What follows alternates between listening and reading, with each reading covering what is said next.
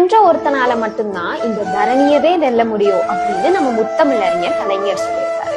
இங்க ஒருத்தர்னால தன்னையே வெல்ல முடியலையா, இதுல நான் 10 நாளா சாப்பிடல, 10 நாளா தூங்கல, ஏன் 10 நாளா தண்ணி கூட குடிக்கலங்க அப்படின்னு மக்களை உங்களுக்கு எந்த பண்புமே கிடையாது. நீங்கள் எல்லாம் தலைமை பண்பை பற்றி பேசுகிறீர்கள். நீங்கள் ஏதாவது ஒரு நிறுவனத்தில் தலைமைத்துவத்தில் பணிபுரிந்திருக்கிறீர்களா, அல்லது திருமணமாகி குடும்ப தலைவியாக இருந்திருக்கிறீர்களா, அல்லது பள்ளிகளிலோ கல்லூரிகளிலோ மாணவ தலைவியாக இருந்திருக்கிறீர்களா? இப்படி எந்த பண்புமே இல்லாத நீங்கள் தங்கள் தளபதி விஜய் அண்ணா பற்றி பேசுவது நகைச்சுவையாக இருக்கிறது.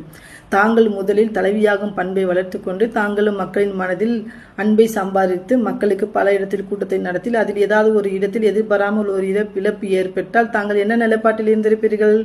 நம்மை நம்பி நம்மை பார்க்க வந்த உறவுகள் என் மனநிலை என்னவா இருக்கும் என்று வெம்பி வெதும்பி கண்ணீர் மல்க பல விமர்சனங்களை ஏற்றுக்கொண்டு தாங்களால் பேச முடியுமா? மனநிலப்படுத்தி பேசுவதுதானே மனித பண்பாகும். தாங்கள் உங்கள் தலைவரை பற்றி பெருமையாக பேசுகிறீர்கள். திராவிடத்தின் முதன்மை நோக்கம், முதன்மை கொள்கை என்னவென்று தெரியுமா? தமிழர்களின் உரிமைக்காகவும் தமிழர்களை பாதுகாப்பு என்பதுதான் திராவிடத்தின் முதன்மை நோக்கம். உலகம் முழுவதும் தமிழ் மொழி பரவி இருக்க காரணம் யார் தெரியுமா? ஈழத்தமிழர்கள். அவர்களுக்கு எவ்வளவு நன்மை தீமைகள் பண்ணியிருக்கிறீர்கள் என்று உங்கள் தலைவர்கள் செய்த வாழ்க்கை வரலாற்றை தோன்றி பாருங்கள். உங்களுக்கு உங்கள் தலைவருடைய நன்மை தீமைகள்லாம் தெரியும். ஸோ எங்கள் கொள்கை தலைவரான கல்வி கண் திறந்த காமராஜர் அவர்களை அப்பொழுதே உருவக்கேலி செய்தது உங்கள் கட்சி தலைவருடைய வழக்கம். அப்பொழுதே பெண்களை தகாத வார்த்தையில் பேசி ஒருமையில் பேசி உருவக்கேலி செய்வது உங்களுடைய கட்சி வழக்கம். இது புதிதல்ல.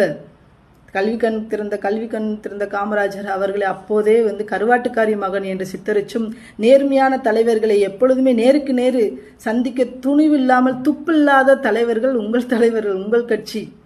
அதை முதலில் வரலாற்றை தெரிந்துவிட்டு பேசுங்கள். அப்பொழுதே சுவிட்ச் பேங்கில் கல்வி கண் திறந்த காமராஜர் சுவிட்ச் பேங்கில் பணத்தை பதுக்கி வைத்தார் என்று விமர்சனம் செய்வதே உங்கள் கட்சி தலைவர்கள் தான். அது மட்டுமல்ல, அப்பொழுது உள்ள நாளிதழில் அண்டங்காக்காய்